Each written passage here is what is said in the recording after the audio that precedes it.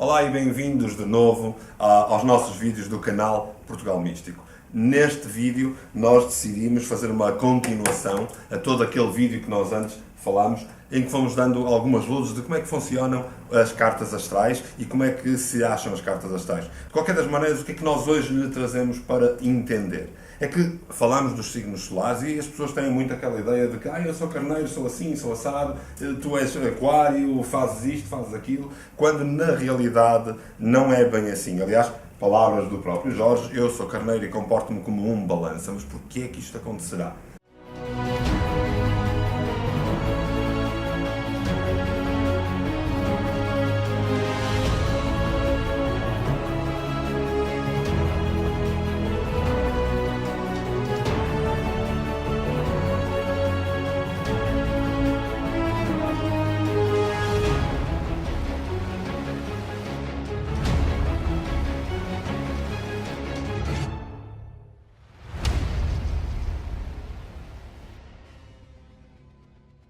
Resumindo, para ter uma boa carta astral é preciso ter aqueles dados e depois as pessoas têm que entender que uma carta astral é uma série de planetas que está colocado numa série de casas onde se posicionam os signos. E isso pode ver ao pormenor depois, mais tarde, até no próprio site do Jorge. De qualquer das maneiras, o que é que nós hoje lhe trazemos para entender? É que falamos dos signos solares e as pessoas têm muito aquela ideia de que eu sou carneiro, sou assim, sou assado, tu és aquário, fazes isto, fazes aquilo, quando na realidade não é bem assim. Aliás, palavras do próprio Jorge, eu sou carneiro e comporto-me como um balança. Mas porquê é que isto acontecerá? Isto deve ter muito a ver com os vários posicionamentos dos vários planetas, certo? Exatamente. Tem a ver principalmente com a questão do ascendente. Ou seja, porque o ascendente marca a expressão da pessoa. A projeção da pessoa no mundo exterior a ela. Pronto. Portanto, o local onde está o Sol, mostra apenas a influência solar. Então, se calhar, hoje falávamos disso. Ou seja, vamos não só falar da influência solar, mas vamos falar da influência solar de uma maneira que seja lógica. Exato. Porquê? Porque se nós falarmos dos signos, já toda a gente sabe o que é que isso é. Aliás, há pessoas que sabem de cor e salteado aquilo que diz nos signos. Então vamos falar dos signos de como astrologicamente e corretamente eles devem ser vistos, ou seja, organizando por tipos de signo. Há várias diferenças entre os signos, nomeadamente as diferenças elementais. Portanto, se são fogo, se são terra, se são ar e se são água. Então, quais são os signos de fogo, Jorge? Os signos de fogo são Carneiro, Leão e Sagitário. Portanto, estes três signos, no geral, eles partilham de uma determinada intensidade quando o Sol lá está. É isso? Exato. Então, quais são essas características? Ora, quando o Sol está em signos de fogo, como temos aqui naturezas concordantes, porque o Sol é considerado um astro quente e seco, isto pegando nas qualidades primitivas dos elementos, então por ser quente e seco, concorda com os elementos desses signos de fogo que também são quentes e secos. Portanto, o Sol sente-se em casa nestes signos. Exatamente. É isso? Portanto, signos de fogo, o Sol, este até é fácil de nós irmos decorando. Tenho uma melhor expressão. Ou seja, quando estamos a interpretar o Sol num desses signos de fogo, nota-se que o Sol, na pessoa em si, vemos aqui o Sol como reflexo da aura da pessoa, não como personalidade, mas aquilo que ela transpira em termos de identidade, de valores, de crenças, de todo esse bolo de... Então, e que tipo de características têm as pessoas que têm o Sol num signo de fogo? Portanto, as pessoas que são carneiro, leão, que tipo de características? Podemos dizer que são pessoas que demonstram uma personalidade mais extrovertida, mais dinâmica, que tendem a procurar liberdade de movimento e de expressão, procuram impor-se. Por vezes, isto uma faceta mais negativa, há a necessidade de dominar e conquistar. Portanto, são mais manipuladoras, dominadoras, vá. Exatamente. Tem uma predisposição de comandante, de uma personalidade comandante, que gosta de controlar, dominar e conquistar todo o espaço à sua Tem uma tendência para ser chefes e uma menor tendência para ser líderes. É isso? Exatamente. É um pouco assim. Isto quando estamos a falar de qualidades muito marcantes desses signos na pessoa. Porque nós podemos ter pessoas que são do signo de Carneiro e não demonstrar isso. Uhum.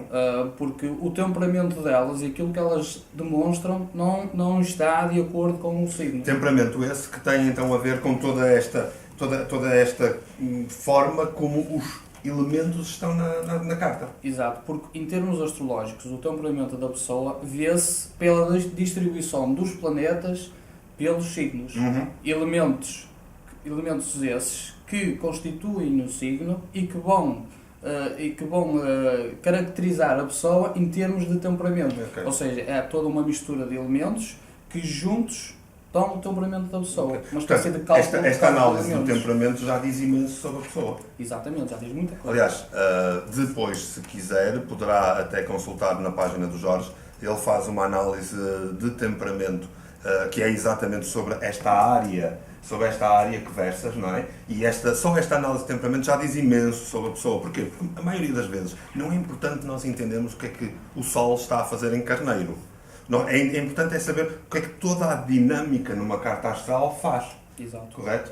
Então, fala-me um bocadinho mais disso. E podemos ir mais longe aqui com a questão dos elementos, porque eles eram utilizados na medicina medieval, Uhum. que depois toda essa base da teoria hipocrática dos elementos, toda essa base permitiu um desenvolvimento da medicina, porque era de acordo com os humores que as pessoas demonstravam que se tratava de certas enfermidades. Uhum. Ou seja, uma pessoa que tivesse com febre, dizia-se que estava com um temperamento colérico excessivo. Então, tínhamos que arranjar aqui elementos de plantas ou de outra substância qualquer que reduzisse aquela fervura no corpo da pessoa, aquele Portanto, temperamento colérico. Lá estamos nós a ir para a questão dos temperamentos. Temperamentos esses que provavelmente depois um dia ainda fazemos um vídeo apenas e só sobre temperamentos. Vamos voltar à maneira como o Sol se sente numa carta astral. Então, e se o Sol se encontrar num signo de água? Que signos de água é que são? É que existem? Ora, existe o signo de caranguejo, Uhum. de escorpião e peixes. Ok, portanto são 3 signos de água, tal como eram 3 signos de fogo. Por cada elemento existem 3 signos. Uhum. E no total temos os 4 elementos que dão os 12 signos. Dão os 12 signos. Então, estes 3 signos de água, quando o Sol lá está, que no fundo é a mesma coisa que dizer que é para os nativos destes 3 signos. Sim. Os nativos de peixes, de caranguejo e de escorpião. Portanto, os nativos de peixes, de caranguejo e escorpião têm Sol no seu próprio signo. E neste caso, então, é um signo de água. O que é que o Sol num signo de água faz? Ora, falámos aqui de uma tonalidade que vai reforçar um lado mais sensível na pessoa. São pessoas que demonstram uma certa facilidade em criar empatia com outras pessoas, com animais ou com as coisas que envolvem. Demonstra muita criatividade. Portanto, de todo, se pode afirmar, como muitas vezes se vê, o escorpião é sempre desconfiado. Não é por causa do Sol ali estar. É por causa de todo o temperamento. Exatamente. Porque há escorpião que é assim e há o escorpião que não é. Não é preciso ter o Sol em escorpião para dizermos que aquela pessoa tem mais qualidades de escorpião. Podemos ter ali um bolo de planetas agrupados só na casa onde está escorpião, no signo do escorpião. E isso vai dar força ao signo do escorpião. Claro, vai Agora, se só tiver lá Sol, o que é importante é o ascendente e todas as posições da Lua, de Mercúrio, de Vênus, de Júpiter e todos os outros, eles são bastantes. Portanto, são bastantes para a tradicional. Agora imaginemos também com a moderna, que acrescenta mais 3 planetas.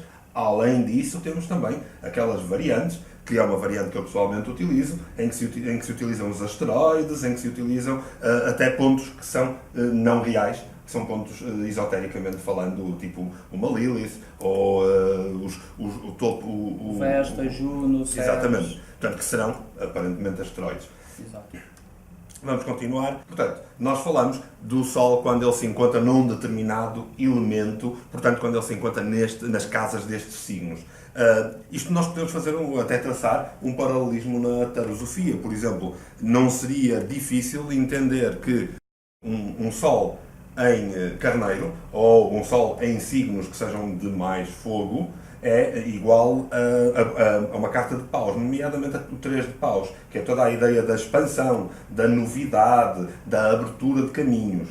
Então, logo a seguir podemos ver também o Sol, como por exemplo um Sol em água, que também falamos, por exemplo um Sol em Escorpião. Um Sol em Escorpião é um 6 de copas típico, portanto é o reconforto, o voltar atrás, a reconciliação com a infância, o saber estar, o saber sentir. Deixar fluir com o passado e com as coisas que vão acontecendo no presente. O ver como é que funciona toda esta cronologia. Portanto, temos aqui já descortinadas como é que este Sol se comporta em fogo e em água. Vamos para os outros elementos.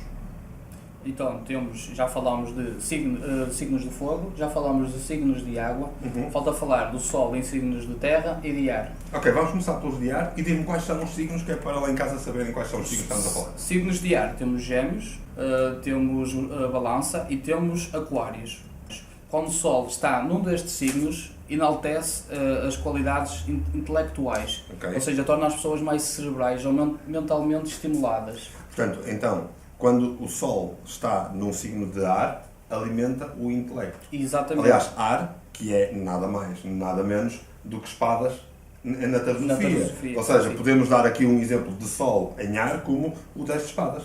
O 10 de espadas, que é uma carta pesadona, uma carta que nos diz que, atenção, estás a sofrer muito com as coisas, estás a pensar demais. Fala da ruína pessoal por causa da maneira de pensar da pessoa. Portanto, todo o pensamento, todo o intelecto está sempre guardado ou ligado às espadas no tarot. E aqui, um signo de ar que tenha Sol dá-lhe todo este peso, mas também lhe dá o lado positivo que tem a ver com o desenvolvimento intelectual. Exato. E vais notar, como características, vais notar com as qualidades de ar um tipo de personalidade mais airosa, mais versátil, um pouco dispersa, multifacetada, que se tende a tentar adaptar aos vários ambientes em que está inserida.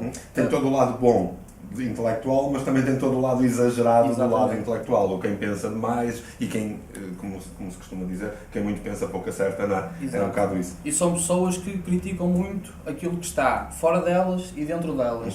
E depois há uma certa dualidade que elas têm que jogar com isto para definir aquilo que consideram ser a verdade para elas ou aquilo que é melhor para elas. Que depois tem tudo a ver com as perspectivas de cada um. Exato. E estes aqui, pior ainda, têm uma perspectiva mais intensa porque estão intelectualmente ativos. Tenham o Sol em ar. Exato. E se o Sol estiver, falta-nos terra, se o Sol estiver em terra, que signos é que estamos a falar? Estamos a falar de Touro, estamos a falar de Virgem e estamos a falar de Capricórnio. Portanto, temos aí os tais três que são de terra, signos esses que quando têm o Sol em cima, que no fundo, para os nativos de Touro, de Virgem, portanto, isto para nós traçarmos um paralelismo entre aquilo que estão habituados a ouvir e aquilo que, a maneira como nós vamos trazer a astrologia. Porquê? Porque nós estamos a trazer a astrologia da maneira que ela deve ser lida, da perspectiva do astrólogo, não da perspectiva das coisas que são feitas só porque sim. Exato. Estavas tu a dizer que em terra são que tipo de características, que é para nós não nos esquecermos também dos nativos que têm o Sol então, em terra. vês uma personalidade pragmática, que tem um passo muito certeiro, seguro, lento, mas que vai garantir que as coisas são feitas. Okay. Então, ela dá muita importância à gestão dos recursos que ela tem e como pode trabalhá-los para potenciar as suas ações, em termos profissionais e nas questões mundanas e nas suas atividades. Ok, terra que em tarot é nada mais nada menos do que ouros. Ouros, nós notamos que é exatamente este lado mais físico, este lado mais ligado aos dinheiros, aos patrimónios, também ligado ao corpo, Sim. Não é? E este é um paralelismo que nós podemos traçar entre o tarot e a astrologia, porque de facto é isto que é importante. Há muito tempo atrás decidiu-se que a teosofia era uma coisa, a astrologia era outra e que tudo estava separado. Mas isto chama-se dividir para conquistar. Não é assim que funciona, está tudo interligado. Portanto, é por aqui que nós lhe queríamos trazer. Hoje falamos de Sol num determinado signo, vimos-los divididos por elementos e porque é assim que nós devemos entender que o Sol está em nós. Ou seja, o seu signo solar representa única e exclusivamente este género de tendência. Vai ser no próximo vídeo ou num próximo vídeo, quando nós falarmos de ascendentes, que nós vamos conseguir trabalhar um bocadinho mais e entender qual é o comportamento, a conduta desta pessoa. Ou seja, especificarmos diretamente na personalidade de cada pessoa, tendo em conta o signo que apresenta. Isto sim é aquilo que se podia chamar do signo solar. É o mais relacionado com isso que podemos porque depois o tal ascendente é que vai fazer a maneira como há uma ação. Não é? O ascendente é que vai determinar tudo o resto e, obviamente, toda a carta. Não é? Porque fala da expressão direta da pessoa perante o mundo que a rodeia. E isso é muito o signo solar que se fala na maior parte das revistas, jornais e até nas redes sociais. Claro. Então, falarmos do ascendente, vamos estar a falar da personalidade projetada da pessoa. Ok. E esta é já uma previsão, porque também as fazemos, esta é já uma previsão que tem para um próximo vídeo em que vamos tentar agora, aí sim, explicar a questão dos ascendentes. Até lá, não se esqueça de visitar o Patreon, não se esqueça de estar connosco, não se esqueça de partilhar e, acima de tudo, dizer de si. Diga o que é que achou, pergunte-nos coisas, nós vamos estar o máximo atentos. Então nós já vimos como é que fica esta diferença entre os elementos a nível astrológico e que tem os tais 3 signos em cada elemento, mas há uma outra divisão que costuma ser muito usada pelos astrólogos e que normalmente o público em geral não tem conhecimento. Tem a ver com os cardinais, com os fixos e os mutáveis. O que é isto? Como é que isto funciona? Ora, isso vai determinar o modo de ação do signo. Ou seja, que ao dividirem-se em cardinais, fixos e mutáveis, estão a demonstrar que signos que iniciam estações são os cardinais, que representa uma energia mais impetuosa, representa algo que está a começar, ou seja, é todo aquele fogo, entre aspas, de cada estação.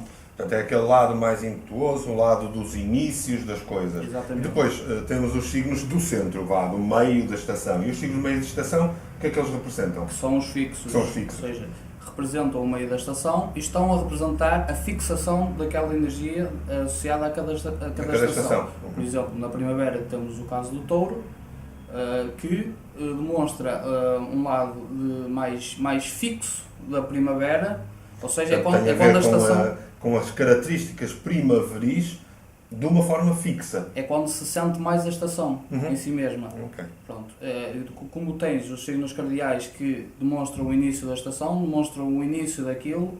A impetuosidade dos inícios daquela estação. Exato. Então depois há uma espécie de fixação do elemento da estação. Então sobra os signos que acabam a estação. E os signos que acabam a estação são os mutáveis. Os mutáveis, exatamente. Ou seja, que oscilam entre o fim de cada estação e o início de outra. Ou seja, demonstram o fator da adaptação, ou seja, da natureza em si. E... Portanto, são signos que já fazem esta passagem a preparar a nova estação. Ou seja, preparam o fim da estação e o começo de outra. É uma coisa que a nível da astrologia se costuma ver muito ou é uma coisa que é apenas vista de início para rever? Sim, no geral? É importante para os signos. Ajuda na caracterização dos signos. E se prestarmos atenção, os signos mutáveis são representados por 2 corpos. São considerados bicorpóreos, porque representam exatamente o fim da estação e o início de outra estação. Ou seja, há uma espécie de elo que liga ambas as estações e demonstram esta necessidade de adaptação. Temos o caso de Gêmeos, que temos dois seres que estão juntos e que é um signo bicorpóreo. E depois temos também Peixes, que também é sempre representado com 2 peixes. Exatamente, okay. E demonstra muito isto aqui da dualidade do signo mutável. Pronto, é um pouco para caracterizar os signos em si. E ajuda de alguma maneira. De qualquer das maneiras, pode ir vendo aqui em baixo, passou aí a dizer qual signo é o quê e o seu agrupamento. Uma das outras coisas que nós podemos falar quanto a esta divisão é que esta divisão também existe na tarosofia. E como é que existe na tarosofia? Todos os signos que são os chamados cardinais, eles na tarosofia representam as rainhas, as 4 rainhas. Nomeadamente, por exemplo, aliás, vai aparecer aqui em baixo, é mais fácil para irem vendo do que nós estarmos aqui a enumerar e depois as pessoas não decoram, porque também não é para decorar, é para irem assimilando aquilo que nós vamos falando. Mas, por exemplo, Carneiro é a rainha de paus. A rainha de paus é tipicamente a rainha de carneiro. E carneiro é, de facto, um signo que é um signo cardinal. Portanto, tem tudo a ver, já agora é um signo cardinal de fogo. Exatamente. Portanto, depois toma toda aquela, não é à toa que é rainha de paus. Paus, que é fogo. E que paus representam o elemento fogo e que representam o dinamismo, a necessidade de dinamizar, tudo isso. E depois a impetuosidade típica, e por isso, quando nós analisamos uma rainha de paus que sai, que sai num tarô, tem tudo a ver com esta impetuosidade, com esta imponência e até com alguma dominância. Portanto, é uma rainha típica disso. E aqui abaixo vão vendo também a divisão. Isto porquê? Porque os reis já têm a ver com os signos mais fixos. Portanto, já tem a ver com aqueles que são mais estáveis. A fixação do elemento. Portanto, já está o elemento fixo, no fundo. E depois, por fim, obviamente, temos os cavaleiros. E os cavaleiros têm sempre a ver com o lado mais mutável. Ou não fossem os cavaleiros cartas que são, ou que representam arquétipos que são muito rápidos, arquétipos que não estão quietos, arquétipos inquietos, no fundo. Representa o movimento do elemento. Que, no fundo, lá está, os tais bicorpóreos, porque já estão a preparar a nova estação que entra. Exato. Com o seguinte signo cardinal. Esta é, de facto, uma área que nós tentamos aqui, então, um pouco tempo ir explicando e ir trazendo até si, de uma forma, porque no fundo isto é assim, é uma conversa, e assim que entrar em conversa connosco a dizer também, ou as dúvidas que tenham, ou aquilo que gostava que nós falássemos, isso vai ainda ser mais fluido e estamos a iniciar, e é exatamente assim que nós queremos que os vídeos continuem. Aquilo que eu lhe peço é que se mantenha desse lado, que nos acompanhe, que nos visite no Patreon. Não se esqueça que no Patreon nós estamos à sua espera, não só para que nos consiga apoiar e nos dar algum impulso para que nós continuemos todo este trabalho, mas também para que nos agradeça e que nos diga de si. Outra coisa que pode sempre fazer por nós, e isso é algo que eu lhe peço porque é importante para nós chegar a um público mais vasto, então para isso divulgue, faça uma partilha, faça comentários e faça os seus likes ou os seus gostos, como preferir. Nós, por cá, paramos por hoje e aquilo que lhe prometemos é que voltamos muito em breve. Continuação de uma excelente semana.